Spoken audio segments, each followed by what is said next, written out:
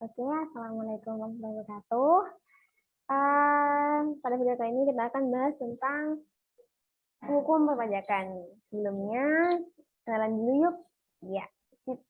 Nama saya Fasya Ayu Islamia, mahasiswa di hukum kelas B, semester 5. Oke, let's share our PPT.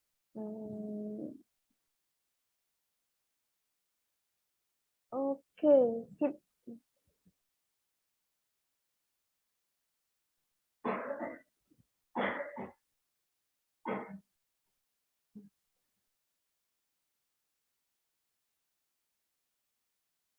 Hukum perpajakan.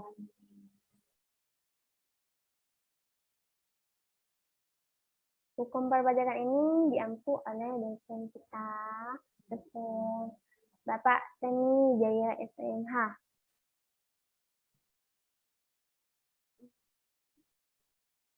Pasti banyak sekali kan undang-undang yang mengatur tentang hukum perpajakan. Nah, kita pilih salah satu saja, yaitu Undang-Undang Republik Indonesia Nomor 13 Tahun 1985 tentang biaya materai. Kenapa saya pilih biaya materai? Karena saya rasa biaya materai ini lumrah terdengar di masyarakat. Tapi ada beberapa orang yang masih belum memahami apa sih biaya materai itu sendiri. Lanjut pada seperti ini. Dokumen, benda materai, tanda tangan, pejabat pos, dan lain sebagainya. Pasti di antara kalian nggak asing banget kan tentang hal seperti itu. Tahukah kalian apa sih makna itu sendiri? Makna mereka sendiri, memiliki arti itu sendiri. Apa sih yang dimaksud dengan dokumen itu sendiri? Nah, oke, dokumen adalah kertas yang berisikan tulisan yang mengandung arti dan maksud tentang perbuatan, keadaan, atau kenyataan bagi seseorang dan atau pihak-pihak yang berkepentingan. Seperti itu. Yang benda materai adalah materai tempel dan kertas materai yang dikeluarkan oleh pemerintah Republik Indonesia. Yang kecil-kecil tuh yang biasanya kalian lihat. Nah, tanda tangan adalah tanda tangan bagaimana lazimnya yang dipergunakan. Mulai dari paraf, teraan, atau cap tanda tangan, atau cap paraf, atau teraan cap nama, dan lainnya yang dianggap seperti pengganti tanda tangan. Pematerian kemudian adalah suatu cara pemenusan dan materai yang dilakukan oleh pejabat pos atau permintaan pemegang dokumen yang materinya belum dilunasi sebagaimana mestinya. Sedangkan pejabat pos itu adalah pejabat perusahaan umum pos dan giro yang diserahi tugas melayani permintaan pematerian. Kemudian objek, tarif, dan yang terhutang bea materai. Objek bea materai. Objek bea materai ini ada beberapa. Di antaranya, 1. Surat perjanjian dan surat-surat lainnya yang dibuat dengan tujuan untuk digunakan sebagai alat pembuktian mengenai perbuatan, kenyataan, atau keadaan yang bersifat perdata. Jadi hubungannya itu tentang dia dengan dia. Seperti akte tanah, surat tanah, atau surat lainnya. Yang kedua, akta-akta notaris termasuk selainnya. Akta-akta yang dibuat oleh pejabat pembuatan akta tanah, termasuk lengkap-lengkapnya. Surat yang memuat jumlah uang lebih dari 1 juta rupiah.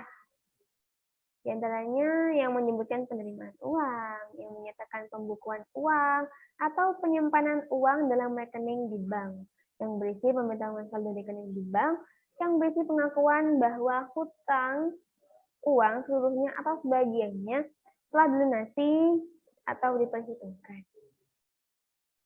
Oh ya, seperti kayak kendaraan. Pajak kendaraan kan ada pastinya kan ya. Tuh juga bisa suratnya. Tarif bea materai.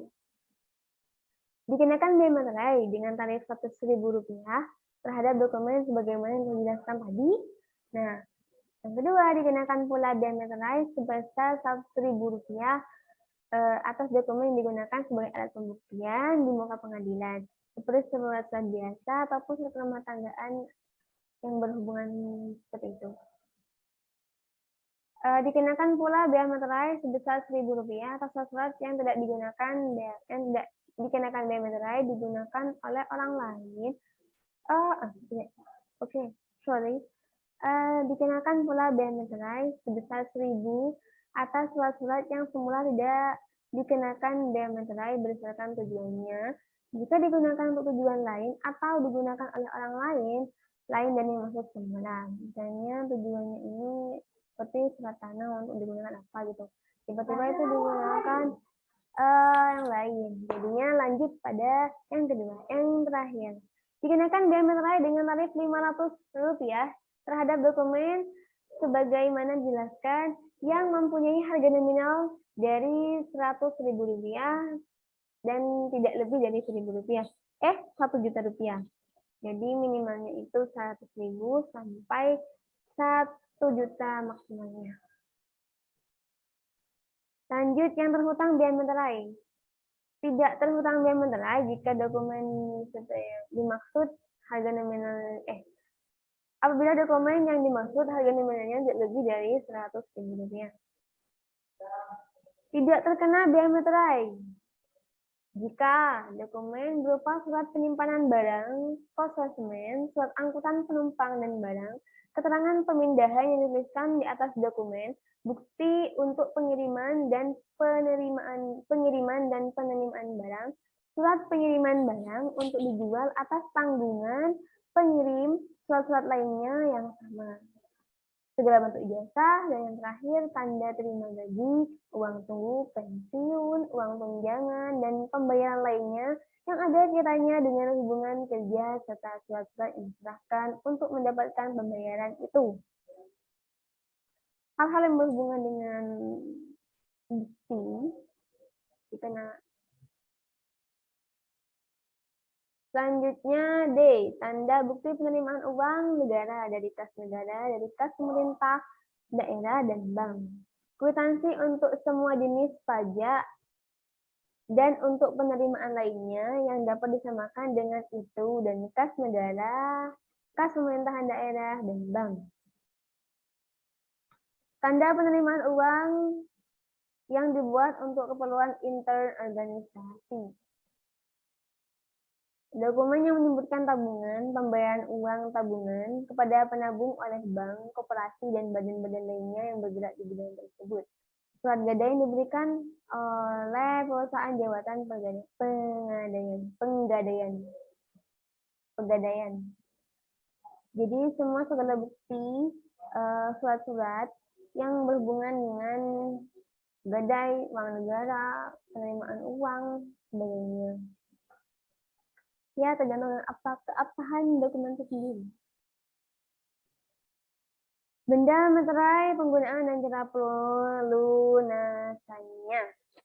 1. Bentuk, ukuran, warna materai tempel, dan kertas materai. Demikian pula percetakan, pengurusan, penjualan, serta penelitian keabsahannya ditetapkan oleh Menteri Keuangan. Bea materai atas dokumen dinilai dengan cara 1. Menggunakan benda materai itu sendiri, atau 2. Menggunakan cara lain ditetapkan oleh Menteri Keuangan. Yang ketiga, materai tempel direkatkan seluruhnya dengan utuh dan tidak rusak di atas dokumen yang dikenakan bea materai. Misal rusak nantinya, maka akan hilang keabsahannya dan tidak lagi dapat digunakan. Materai tempel direkatkan di tempat di mana tanda tangan akan dibubuhkan. Berarti tempat tanda tangan itu sendiri. Di bawah, di atas nama kita. Pembubuhan tanda tangan disertai dengan pencantuman tanggal, bulan, dan tahun dilakukan dengan tinta atau yang sejenis dengan itu. Sehingga sebagian tanda tangan ada di atas kertas dan sebagian lagi di atas materai tempel. Jadi fotonya di materainya, fotonya lagi di kertasnya. Jika digunakan lebih dari satu materai tempel, tanda tangan harus dibubuhkan sebagian di atas semua materai tempel dan sebagian di atas kertas. Seperti tadi, kertas materai yang sudah digunakan tidak digunakan lagi. Berarti materai ini digunakan untuk 1 kali saja. 1 kali pakai, buang. Jika isi dokumen yang dikenakan diameterai terlalu panjang untuk dimuat seluruhnya di atas meterai yang digunakan, maka untuk bagian isi yang tertinggal dapat digunakan diameterai.